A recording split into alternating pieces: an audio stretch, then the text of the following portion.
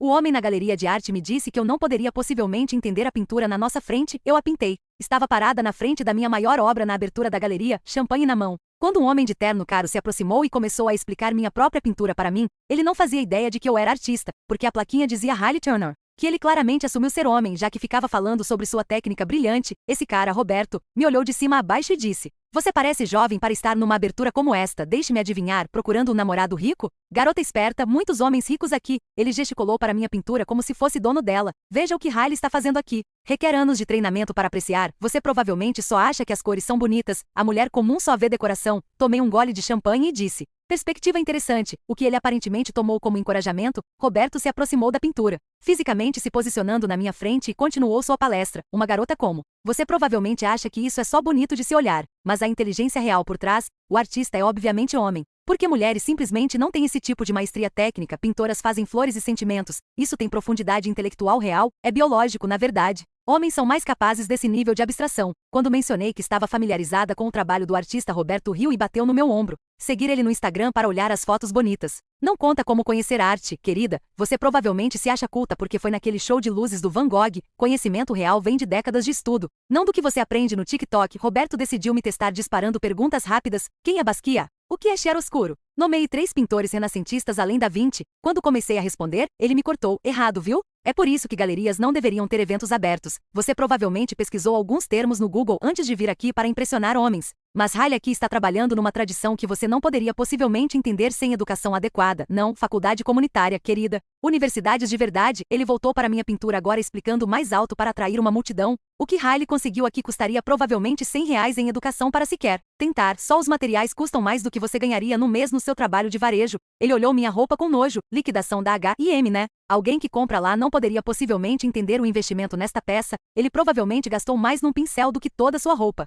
Quando sugere que o artista poderia ser autodidata, Roberto fez cara de desprezo. "Foi assim que você aprendeu sobre arte? Aulas de pintura?" Roberto agarrou meu pulso para me puxar para outro ângulo. Seu aperto muito apertado. "Você é burra demais para sequer ficar no lugar certo." Hailey quis que isso fosse visto exatamente daqui. Sua ignorância é realmente desrespeitosa ao trabalho dele. Ele manteve a mão no meu pulso enquanto explicava. "Embora honestamente explicar isso para você é como ensinar cálculo para uma criança. Você não tem a base básica para entender nada disso." Ele percebeu que eu estava tentando me soltar e apertou mais. "O quê? Estou te impedindo de tirar selfies? É exatamente por isso que colecionadores sérios odeiam esses eventos. Garotas como você vêm pelo álcool grátis e para caçar sugar daddies. Você está poluindo o espaço onde a verdadeira apreciação artística acontece." Ele acenou para um segurança. "Ela está bêbada e assediando os convidados. Vocês deveriam verificar se ela pertence aqui." Então Roberto se virou e falou para a multidão que se reuniu. "Isso é o que está errado com a arte hoje. Pessoas não qualificadas como ela acham que suas opiniões importam. Hailey Turner é um gênio que será estudado em universidades. A diferença entre alguém como ele e alguém como ela é que ele tem talento e inteligência reais.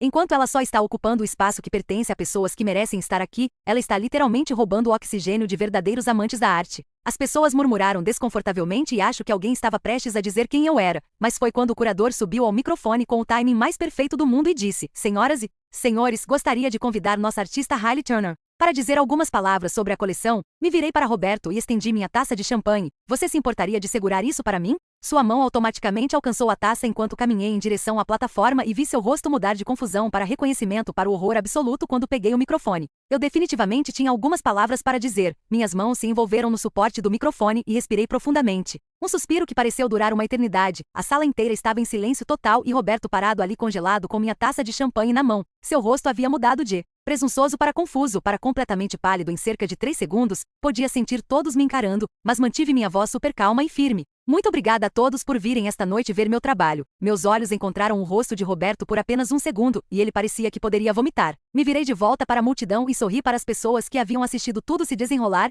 "Esta coleção significa muito para mim, e estou grata que todos vocês estejam aqui." O microfone captou cada palavra claramente e notei pessoas começando a se mexer e sussurrar umas com as outras. "Minha maior obra aqui, a que vocês veem atrás de mim, foi na verdade inspirada por momentos exatamente como o que acabou de acontecer." Várias pessoas se viraram para olhar Roberto e depois de volta para mim. A multidão estava ficando desconfortável e pude ver eles juntando as peças do que haviam acabado de presenciar. É sobre as suposições que as pessoas fazem sobre quem pertence a certos espaços. Uma mulher na frente acenou e me deu esse pequeno sorriso de apoio. Quem pode criar arte e quem só pode olhar para ela? Roberto estava tentando recuar, mas a multidão havia se fechado ao redor dele. Quem tem o direito de ocupar espaço em galerias e museus? Minha voz permaneceu firme, mas podia sentir meu pulso começando a latejar onde ele havia me agarrado. Esta obra levou 6 meses para ser concluída. Gesticulei para a pintura e notei Roberto tentando colocar minha taça em uma mesa próxima. Cada técnica que vocês veem aqui, eu aprendi sozinha através de vídeos do YouTube e livros de biblioteca. Algumas pessoas realmente ofegaram e as vi olhando entre mim e Roberto. Nenhuma escola de arte chique, nenhuma educação de R$ 100,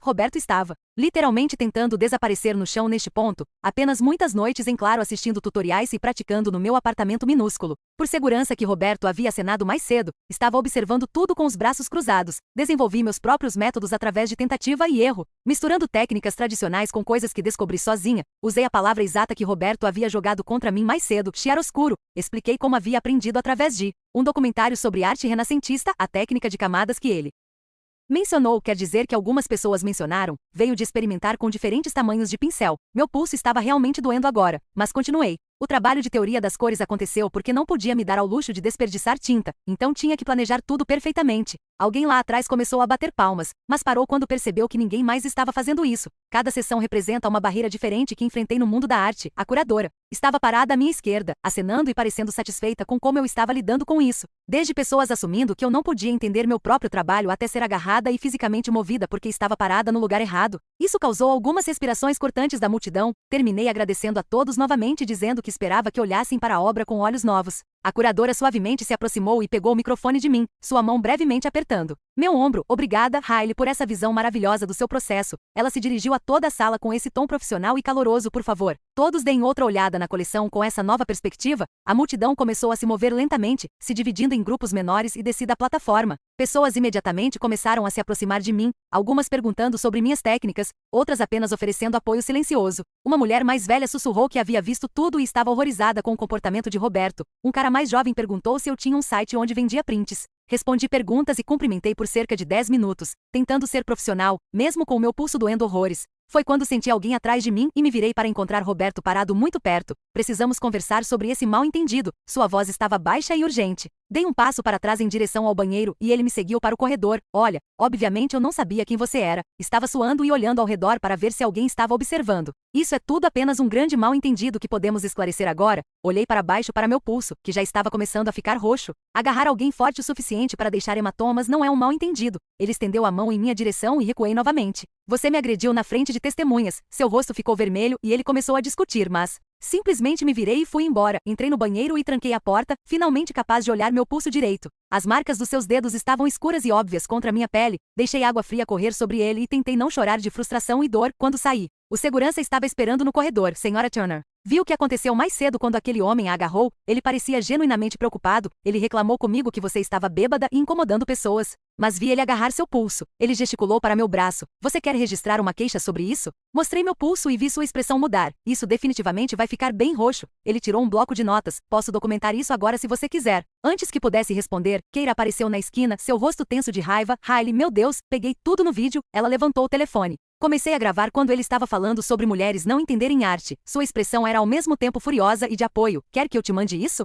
Ela me mostrou um pedaço do vídeo e podia ouvir a voz de Roberto dizendo: mulheres não têm capacidade biológica para pensamento abstrato. Isso é evidência se você precisar. O segurança também se interessou pelo vídeo. Estava tentando processar tudo quando a curadora nos encontrou no corredor. Hailey, podemos conversar em particular por um momento? Ela me levou para um pequeno escritório atrás da galeria principal. Preciso perguntar se você quer fazer uma declaração formal sobre o que aconteceu esta noite. Ela se sentou na minha frente, parecendo genuinamente preocupada. Mas devo dizer que Roberto é um dos nossos principais doadores. Podia vê-la fazendo cálculos na cabeça. A galeria quer apoiá-la. Mas isso pode ficar complicado? Ela olhou para meu pulso. Isso parece doloroso. Já considerou ver um médico? Percebi que isso era muito maior do que apenas algum idiota me insultando na minha própria abertura. Levantei da cadeira e disse à curadora que precisava de 1 minuto. Então caminhei direto para o banheiro, onde as luzes eram brilhantes o suficiente para realmente ver o estrago. Meu pulso parecia pior do que eu pensava. Marcas roxas escuras já se formando, onde cada dedo de Roberto havia pressionado minha pele. Tirei meu telefone e fiz fotos de diferentes ângulos, certificando-me de que o horário aparecesse em cada uma. Então segurei meu pulso sobre a água fria, tentando reduzir o inchaço. A porta do banheiro se abriu e outra mulher entrou. Viu meu pulso e imediatamente perguntou se eu estava bem. Contei o que havia acontecido e ela disse que havia testemunhado tudo. Me deu seu cartão de visita caso precisasse de uma declaração de testemunha mais tarde. De volta ao escritório, a curadora estava no telefone parecendo estressada. Quando desligou, me disse que Roberto já havia ligado para o dono da galeria, alegando que eu estava tentando arruinar sua reputação na manhã seguinte. Meu telefone tocou enquanto ainda estava na cama e Weston Mendes se apresentou como dono da galeria, sua voz cuidadosa. Como se estivesse caminhando sobre vidro quebrado, ele me pediu para vir naquela tarde para discutir a situação. Mencionou que Roberto era um patrono significativo que havia doado mais de R$ 200 para a galeria ao longo dos anos. Podia ouvi-lo digitando enquanto conversávamos, provavelmente já redigindo algum tipo de declaração de controle de danos. Depois que desliguei, meu e-mail estourou com uma mensagem de Adriana Vitiad, que reconheci como uma das colecionadoras sérias da noite passada. Ela queria discutir a compra da minha segunda maior obra, mas perguntou diretamente se esse drama poderia afetar o valor futuro do trabalho, o que fez meu estômago cair, porque nem havia pensado em como isso poderia impactar minhas vendas reais. Enquanto digitava uma resposta para ela,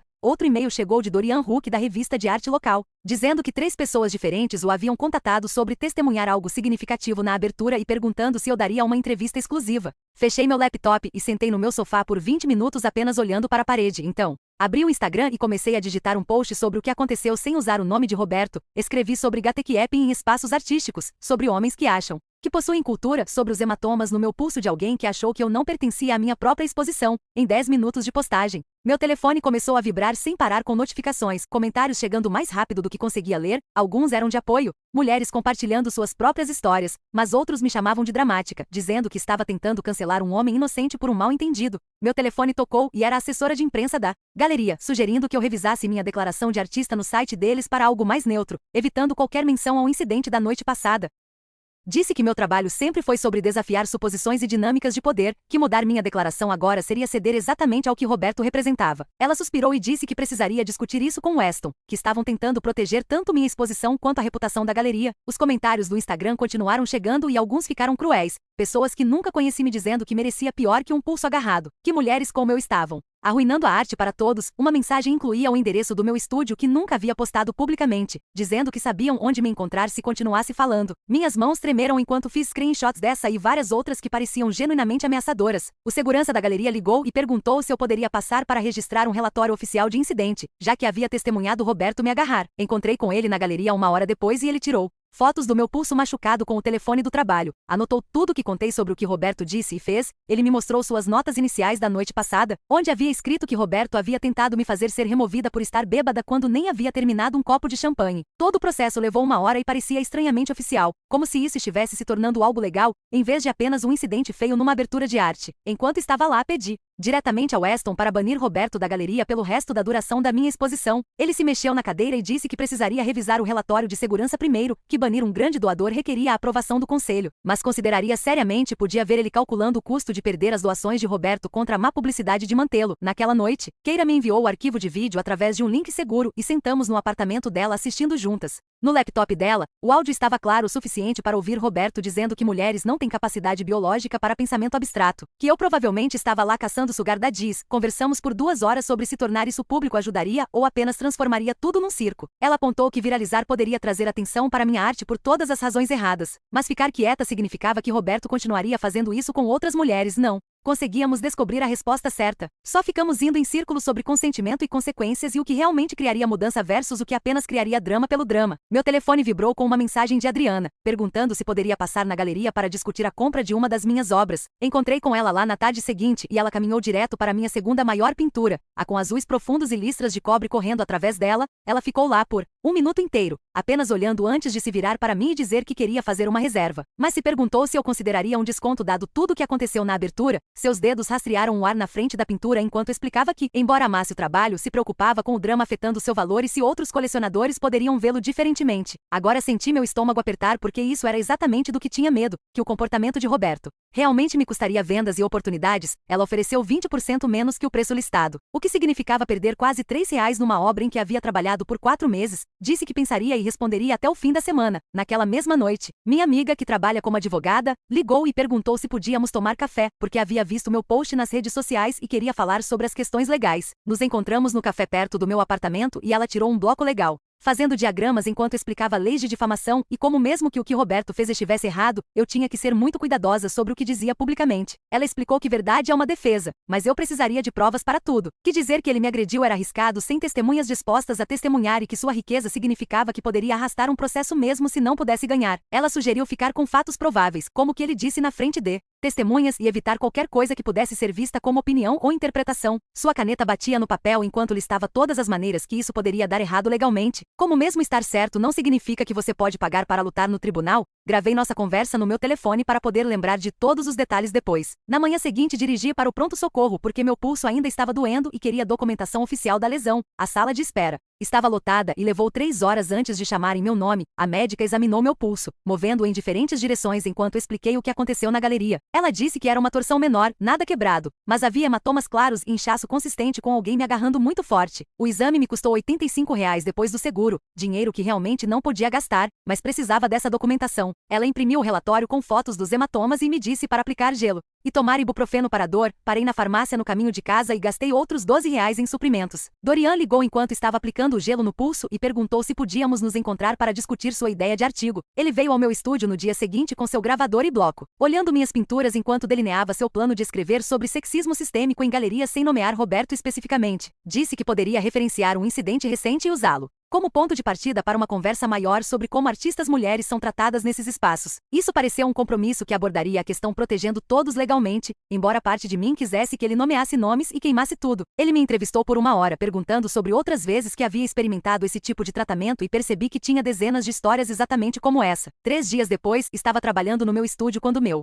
telefone estourou com um e-mail de um escritório de advocacia. Minhas mãos literalmente tremeram quando abri e li o aviso formal do advogado de Roberto sobre possível ação legal se continuasse discutindo o incidente publicamente. A carta usava palavras como difamação, intenção maliciosa e danos à reputação e ameaçava processos civis e criminais se não parasse imediatamente. Encaminhei para minha amiga advogada em 30 segundos de lê-la, meu coração batendo tão forte que podia senti-lo na garganta. Ela me ligou de volta em 1 hora e disse que a carta era principalmente táticas de intimidação, mas devíamos levá-la a sério porque ele tinha dinheiro para tornar minha vida um inferno, mesmo com um caso fraco. A galeria ligou na manhã seguinte e a assistente de Weston disse que queriam propor uma reunião mediada entre Roberto e eu para resolver as coisas silenciosamente. Concordei, mas disse que precisava de testemunhas presentes e teríamos que concordar antecipadamente sobre o que discutiríamos e o que não. Eles marcaram para a terça-feira seguinte às 2 horas na sala de conferências da galeria. Passei o fim de semana me preparando, anotando tudo o que queria dizer e praticando na frente do espelho do banheiro. A terça chegou e entrei naquela sala de conferências para encontrar Roberto já lá com seu advogado, parecendo irritado como se isso fosse desperdiçar seu tempo. A mediadora era uma mulher nos 50 que ficava falando sobre encontrar terreno comum e seguir em frente positivamente. Roberto ofereceu o que chamou de desculpa, mas era realmente apenas ele dizendo que lamentava quaisquer mal-entendidos e que nunca quis causar ofensa. Ele ficou falando sobre sua paixão pela arte e como às vezes essa paixão poderia ser mal interpretada. Nunca uma vez reconhecendo que havia me agarrado ou dito aquelas coisas horríveis sobre mulheres. Declarei claramente que ele havia me machucado fisicamente e me insultado baseado no meu gênero, que isso não era sobre mal-entendido, mas sobre seu comportamento. Seu advogado ficava interrompendo para reformular o que Roberto estava dizendo, tentando fazer soar melhor, sem ele realmente assumir responsabilidade por qualquer coisa. Depois de 1 hora dessa conversa circular, a assessora de imprensa da galeria sugeriu que tirássemos uma foto juntos. Apertando as mãos para o boletim deles para mostrar que tudo estava resolvido, recusei imediatamente, explicando que fotos de reconciliação forçada invalidariam minha experiência e prejudicariam tudo pelo que minha arte representava. O rosto de Roberto ficou vermelho e ele murmurou algo sobre eu ser difícil, o que seu advogado rapidamente falou por cima. A reunião terminou sem nada realmente resolvido, exceto um acordo de que Roberto não compareceria a mais eventos durante a duração da minha exposição. 2 dias depois, Adriana mandou mensagem perguntando se poderia visitar meu estúdio para ver mais do meu trabalho. Ela chegou com café e passou 2 horas realmente olhando tudo, fazendo perguntas sobre meu processo e temas. Me disse que testemunhar um incidente na abertura, na verdade, a ajudou a entender melhor meu trabalho, que agora podia ver como eu estava explorando poder e suposições em cada obra. Acabou comprando 2 obras menores pelo preço cheio, junto com a maior que originalmente queria, dizendo que mudou de ideia sobre o desconto depois de realmente entender o que o trabalho significava depois que ela saiu. Sentei no meu computador e digitei uma queixa formal para a galeria com toda a minha documentação anexada, inclui o relatório médico do pronto-socorro, marcações de tempo de tudo o que aconteceu, screenshots de mensagens ameaçadoras que havia recebido e uma linha do tempo detalhada dos eventos. Enviei diretamente para o Weston com pedido de revisão formal e ações específicas para prevenir que isso acontecesse com outros artistas. Sua assistente confirmou o recebimento em 1 hora e prometeu revisão completa dentro da semana, embora me perguntasse se alguma coisa realmente mudaria ou se isso era apenas papelada para protegê-los legalmente. 3 dias depois, um e-mail chegou de Weston com um rascunho de novas diretrizes de eventos anexado pedindo minha opinião sobre a linguagem. Abri o documento e li 6 páginas de regras sobre comportamento apropriado em eventos de galeria. A maior parte parecia boa, mas a seção de consequências apenas dizia coisas como pode resultar em remoção, sem ser específica. Digitei meu feedback sugerindo que adicionassem declarações clara sobre banir pessoas que agarrassem artistas ou fizessem comentários discriminatórios. Na manhã seguinte, Dorian me enviou um link para seu artigo no site de arte local com uma nota dizendo que já estava sendo compartilhado em todo lugar. A peça falava sobre padrões que havia notado em galerias ao longo dos anos, sem nomear Roberto ou eu diretamente. Ele escreveu sobre colecionadores ricos tratando artistas como servos e como galerias frequentemente protegiam doadores sobre criadores. Em 2 horas, o artigo tinha mais de 3,000 compartilhamentos e a seção de comentários explodiu com histórias de outros artistas. Alguns pintores compartilharam vezes em que foram menosprezados em suas próprias aberturas, fotógrafos descreveram colecionadores explicando seu próprio trabalho para eles, escultores escreveram sobre serem confundidos com assistência em suas exposições, mas misturados com o apoio estavam comentários raivosos de colecionadores, dizendo que artistas deveriam ser gratos por qualquer atenção. Algumas pessoas escreveram posts longos sobre como isso era apenas cultura do cancelamento destruindo o mundo da arte. Alguns colecionadores ameaçaram parar de comprar de galerias que apoiassem artistas sensíveis. Fechei meu laptop depois de ler um comentário particularmente cruel sobre artistas mulheres se fazendo de vítimas por atenção. Meu telefone vibrava com notificações do Instagram a cada poucos minutos, mas as desliguei para proteger minha paz. Naquela noite, uma mensagem chegou de alguém chamada Sarah, que disse ter 22 anos e estar começando a mostrar seu trabalho. Ela escreveu que o artigo a fez sentir menos louca sobre suas próprias experiências em galerias. Havia sido agarrada por um homem mais velho em sua primeira exposição em grupo que disse que ela era bonita demais para desperdiçar tempo pintando. Ler sua mensagem me lembrou que isso era maior que apenas minha situação com Roberto. Na tarde seguinte, recebi uma mensagem do segurança da galeria. Com uma foto anexada, a imagem mostrava Roberto discutindo com funcionários na entrada de uma nova abertura de exposição. O guarda escreveu que o havia barrado com base na revisão pendente da minha queixa. Senti meus ombros relaxarem, sabendo que a galeria estava realmente fazendo algo, mesmo que temporário. No final daquela semana, Adriana ligou para discutir sua decisão de compra depois de visitar meu estúdio. Ela decidiu comprar uma das minhas obras médias em vez da grande que originalmente queria. O preço era 12,000 em vez de 25,000, mas disse que se encaixava melhor na coleção dela. Me perguntei se ela teria comprado a obra maior pelo preço cheio se toda a coisa do Roberto não tivesse acontecido. Depois de desligar, sentei na mesa da cozinha com minha calculadora e caderno para descobrir minhas finanças. A galeria levaria 40% dos 12,000, deixando-me com 7,200. Minha visita ao pronto-socorro custou 350 depois do seguro. O aluguel vencia em 5 dias por 1.800. Depois de suprimentos e outras contas, teria o suficiente para me virar, mas não muito extra. A matemática estava mais apertada do que esperava para minha primeira grande venda, mas pelo menos podia pagar tudo. A manhã de segunda trouxe outro e-mail de Weston com a versão final do código de conduta da galeria. Eles haviam adicionado a maioria das minhas sugestões, incluindo linguagem específica sobre contato físico e assédio. O documento agora declarava que qualquer um que agarrasse um artista ou fizesse comentários discriminatório seria imediatamente removido e banido. Dirigi para a galeria naquela tarde para vê-los instalando uma placa grande na entrada com as novas regras. A placa listava comportamentos proibidos em linguagem clara e incluía um código QR para reportar problemas. Ver isso postado publicamente parecia uma vitória real, mesmo que não devesse ter levado tanto tempo, 2 dias. Depois, uma carta registrada chegou do advogado de Roberto com uma declaração final. A carta dizia que o cliente deles não teria mais contato comigo se eu concordasse em parar de discutir o incidente publicamente e li 2 vezes. Então a coloquei no meu arquivo sem responder, já que silêncio parecia a melhor resposta. Naquele fim de semana, recebi um e-mail de um centro de arte comunitário no centro, perguntando se estaria interessada em dar uma palestra. Eles queriam que falasse para artistas jovens sobre navegar aberturas de galeria e lidar com colecionadores difíceis. Escrevi de volta imediatamente dizendo sim e marcamos para o mês seguinte. Preparar para a palestra me deu algo positivo para focar em vez de ficar remoendo o drama. Comecei fazendo notas sobre dicas práticas, como trazer um amigo para aberturas e documentar qualquer problema. O centro comunitário postou sobre minha palestra próxima nas redes sociais. Em um dia 50 pessoas se inscreveram. Várias mensagens vieram de estudantes de arte dizendo que estavam animados para ouvir meus conselhos sobre o mundo das galerias. Uma garota escreveu que estava com muito medo de mostrar seu trabalho depois de ouvir histórias de terror, mas minha história a fez querer tentar. Adicionei mais conteúdo prático à minha palestra sobre estabelecer limites e conhecer seus direitos como artista. A semana antes da minha palestra, pratiquei na frente do espelho do banheiro, cronometrando para ter certeza de que cobria tudo em uma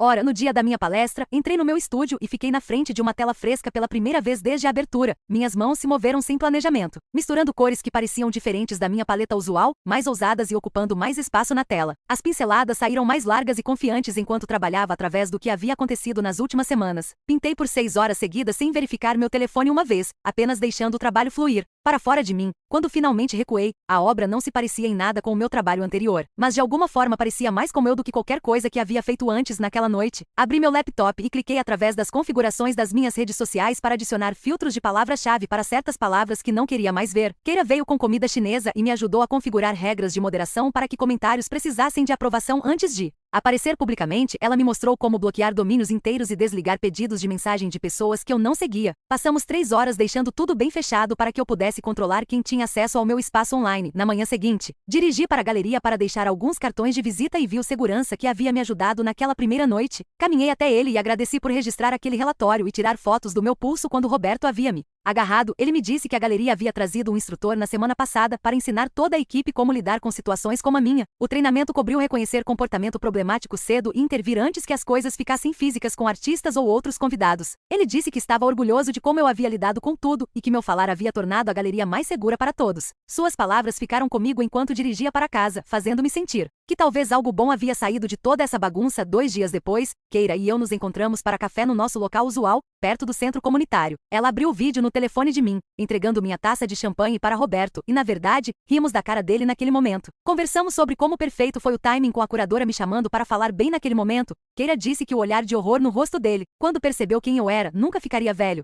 Encontrar humor naquele momento me ajudou a me sentir menos como vítima e mais como alguém que havia lidado bem com uma situação ruim. O fim de semana final da exposição chegou e passei ambos os dias na galeria assistindo pessoas olharem meu trabalho. 3 obras venderam no sábado, incluindo uma para um colecionador que havia dirigido 4 horas só para ver a mostra. Domingo trouxe 2 consultas sérias de colecionadores que queriam visitar meu estúdio para ver mais trabalho, minhas pinturas. Finalmente estavam falando por si mesmas, sem o drama da noite de abertura pairando sobre elas. Pessoas perguntavam sobre meu processo e inspiração. Sem mencionar o que havia acontecido com Roberto naquela segunda, sentei para escrever um post agradecendo a todos que haviam me apoiado através das últimas semanas. Linkei o novo código de conduta da galeria e mencionei como estava orgulhosa de mostrar lá com essas novas políticas no lugar, em 1 hora. O post tinha centenas de curtidas. Comentários de artistas compartilhando suas próprias experiências. 3 outras galerias mandaram mensagens pedindo cópias da linguagem da política para adaptar para seus próprios espaços. Ver outros locais levando isso a sério por causa do que compartilhei fez todo o estresse valer a pena. Na quarta-feira à tarde, Weston ligou para me contar a decisão final do conselho sobre Roberto. Ele estava banido de todos os eventos da galeria por 6 meses com revisão após esse período para decidir se